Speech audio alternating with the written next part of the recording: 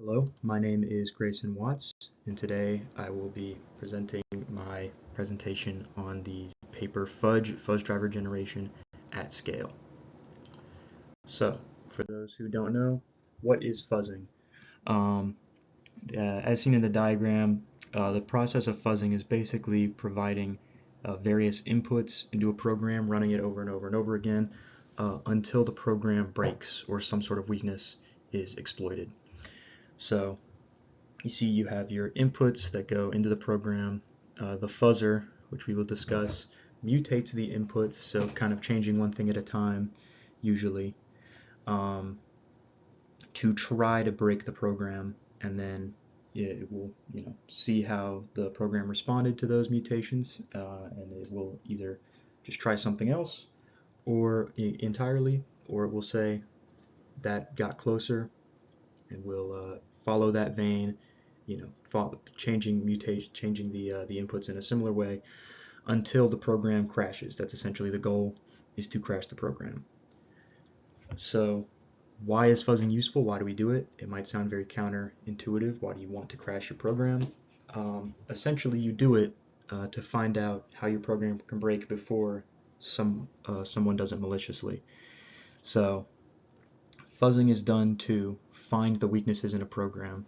So you find these inputs or these types of inputs that can break your program and potentially give access to sensitive information or allow the user to manipulate the program or the data in a way that they should not be able to. And if you use a fuzzer to find out what inputs cause that, then you can reinforce the program to prevent that from happening. So it's basically the goal is to find out these inputs before that the hackers do and reinforce the program. It's kind of to test the seal on the program to find where any leaks exist. So, what are the challenges to fuzzing? So fuzzing itself, when you're running a fuzzer, it just works automatically. It just kind of runs on its own to try again and again and again, different inputs to see what will break the program or cause any sort of vulnerabilities. So then what's the problem? The problem is in producing the fuzzer. The fuzz driver or fuzz target, as they are both called, that is what does the actual fuzzing, and that's what runs through these programs and finds these vulnerabilities. So the problem is making those. So in order to make a fuzzer, traditionally, to make a fuzzer for a certain program requires knowledge of the program. You have to know how to produce a useful fuzzer, what kind of libraries the program uses and how to put in inputs that could be useful in finding vulnerabilities. So essentially, there is effort involved in the actual production of the fuzzing tool that requires some expertise and is less accessible than it could be. Which brings us to what is Fudge. So that's where Fudge comes in. It is an automatic fuzz driver or fuzz target generator. So it makes these fuzz drivers automatically or semi-automatically. So it requires less work on the part of the human developers behind whatever program or project is being fuzzed. So it kind of lowers the barrier of entry and allows fuzzing to be done quicker and easier and with less prior expertise so that these programs can be safer. So as you saw in the previous slide, this is split into 3 sections. There is the fudge works by slicing, then synthesizing, then evaluating. So we will go through those one at a time to explain what that means exactly. So the first step is AST slicing. AST means abstract syntax tree, and you can see an example of one of these trees to the right of the screen. So what the slicing means is the program kind of scrubs through your program. So it will scan the code repo looking through each source file, processing, looking for anything important. So it's looking for library uses and anything that looks relevant, basically. So then the slicer will then analyze. It analyzes these ASTs to find relevant phrases and extract them, because that's what we're going to need to build these fuzz drivers. So an important component of this is placeholders. So as you can see here, this is a representation of a chunk of code that might be sliced from a program or from a code base, and represented by the yellow colored portion. But you can see there are some white gaps in there. So these are where expressions cannot be sliced. So maybe their symbols or types are defined outside of the scope or belong to a separate library. Basically, we don't have access to this information. So the parts in the middle, like image data width, image data height. So basically, this is the part that Fudge does not have access to. So we have these blank spaces, which we then fill with placeholders, right? That's what Fudge does. It inputs placeholders to temporarily just fill those gaps. And that is important for the next phase, which is synthesis. So target synthesis, this is where we process those gaps that we've created previously and that we filled with the placeholders.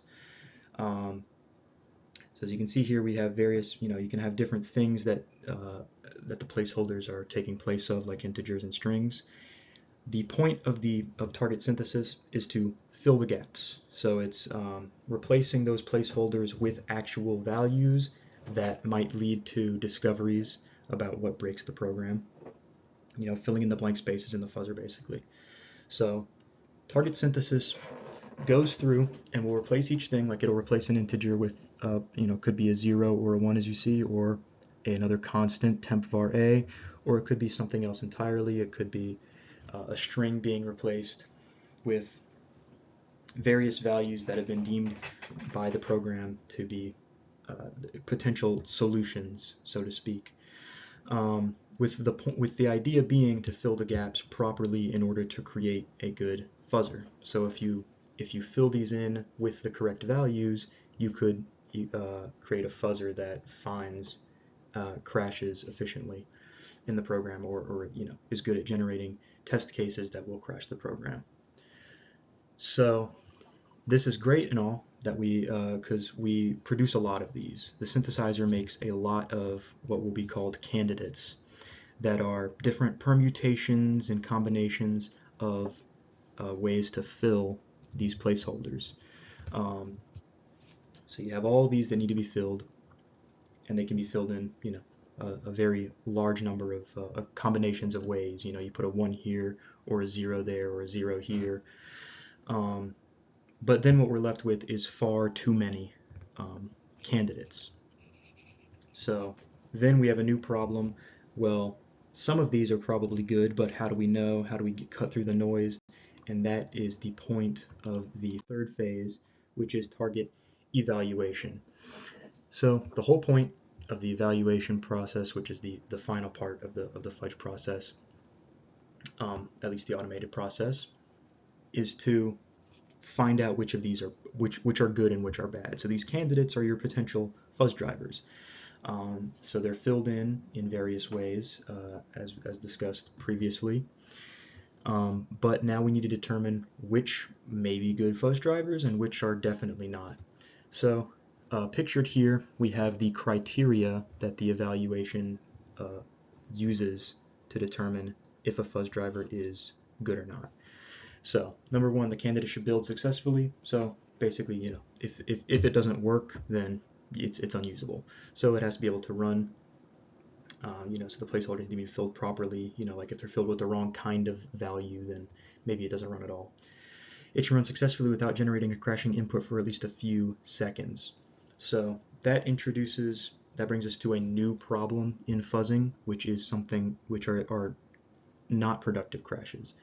So the goal of fuzzing is to kind of break the program, but you want to break it in a productive way. You don't just want to cause it to exit in a non-useful way, like say if you try to put in just like the wrong value, something that the program won't take and won't get any coverage in the program, or if you try to read from a file that was never opened.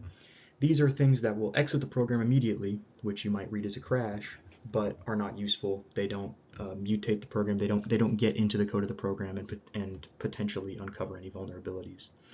So the goal is to weed out those bad ones, and this is an important step in that. This number 2 is if something crashes immediately, if it generates a crashing input immediately, you might think, well, that's great. But one thing about fuzzing is it usually takes a very long time.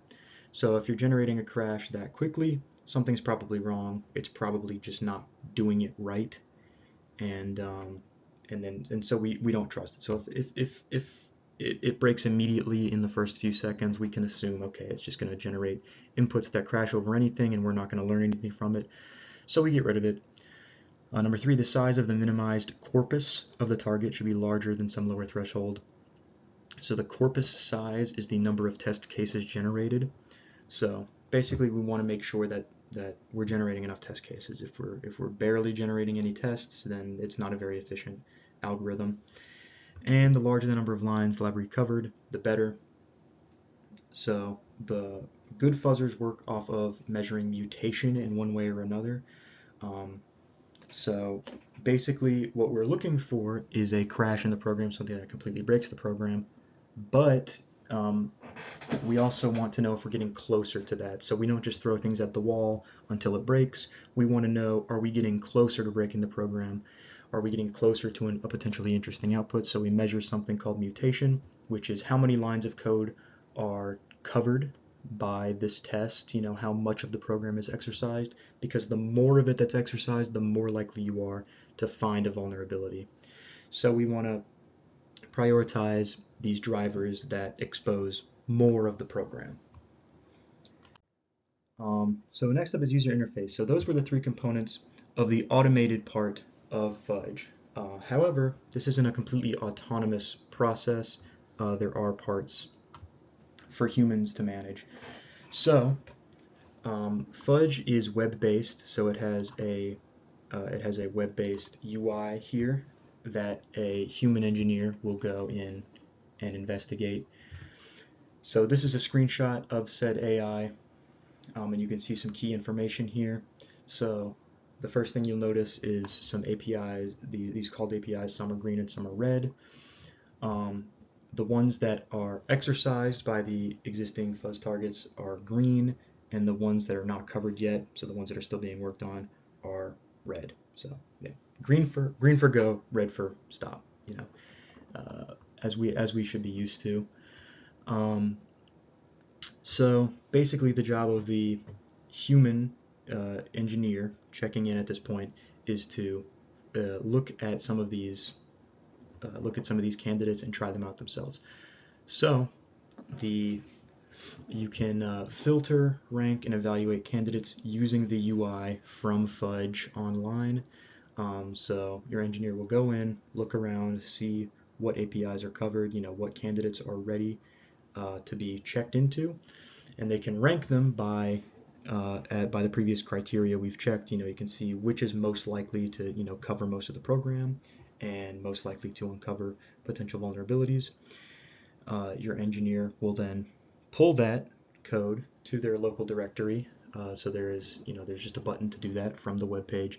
Pull it into your local directory and test it yourself. So basically, you will run the fuzzer on your end and see if it's any good. So there is a human component to this. Basically, this program, or the FUDGE, can help a lot. It can cover a lot of ground and mostly automate this process, but sometimes minor tweaks need to be made by an engineer, by a human coder, programmer, computer scientist. And so they will just go to this UI, pull the important code, or the generated drivers, and test them for themselves. and see what works. And the good ones can be, used as fuzzers. So, case studies. So this paper also covers some cases, 3 specifically, of how they have how fudge has been used in the past and is being used now in companies. So we have 3 examples here. You see OpenCV. This is something I personally have experience with. It's a basis for thousands of computer vision algorithms. Which means basically processing video so that a robot, for example, can kind of see. So I use this in my robotics team. So to be able to process the visuals, you have to record the video and then be able to understand what is going on in the video. So that's what OpenCV is responsible for. And Fudge was used to create 14 fuzz targets, which are continuously being used. So OpenCV is currently fuzzing continuously with 14 targets generated from Fudge. Leptonica, that is an open source image processing library. OpenCV was actually had 2 Fudge targets. I got it backwards. Leptonica is the one currently running with 14 continuously fuzzed targets. So Leptonica is kind of the best case we've seen for Fudge. They have 14 continuously fuzzed targets. OpenCV, as discussed, has 2. Sorry for my misspeaking. And on the right we have HTS-lib, which is a C library for the data manipulation of for genome sequencing. So as you can read on the right side, it says for reading and writing BAM files. BAM files store genome sequences. So that's what HTS-lib is, and they currently have 1 continuous fuzz target generated by Fudge. So these are just some examples of real world what Fudge has done and what it is currently being used for. Lessons learned. So the authors of this paper included a lessons learned, which is helpful for us to see the process of making Fudge and the development. It's a good insight. And they listed 5 key lessons which they learned. So 1, human required. As discussed before, this is not an entirely automated process, which is what they originally wanted. That was the original intention, but they found out that was not so much attainable.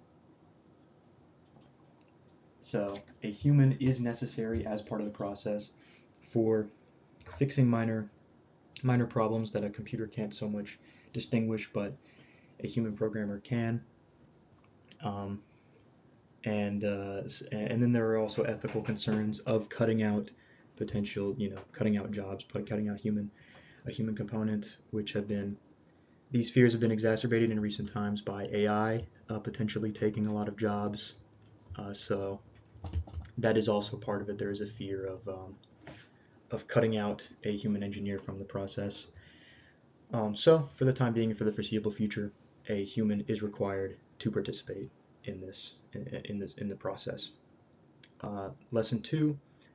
The API call sites present good locality.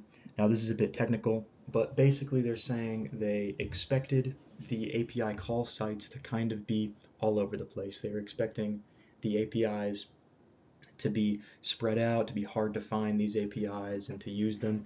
But what they found is that they generally actually are close together in memory. They have which means they have good locality, and they're pretty easy to access. Number 3, a bit less technical.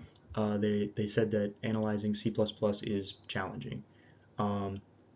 C++ is a complicated language. It has a lot going on, and there are many APIs and just very many facets, and it seems to go on forever. So basically they said that while they want to cover everything, they want to account for all these features, it's kind of an ongoing process because C++ is just so extensive. Lesson 4, randomized algorithms are a good value relative for program synthesis, if you trade off for program synthesis. So what this means is randomized programs or randomized algorithms. This includes the field of fuzzing, because you're kind of generating randomly generating these outputs, kind of making educated guesses.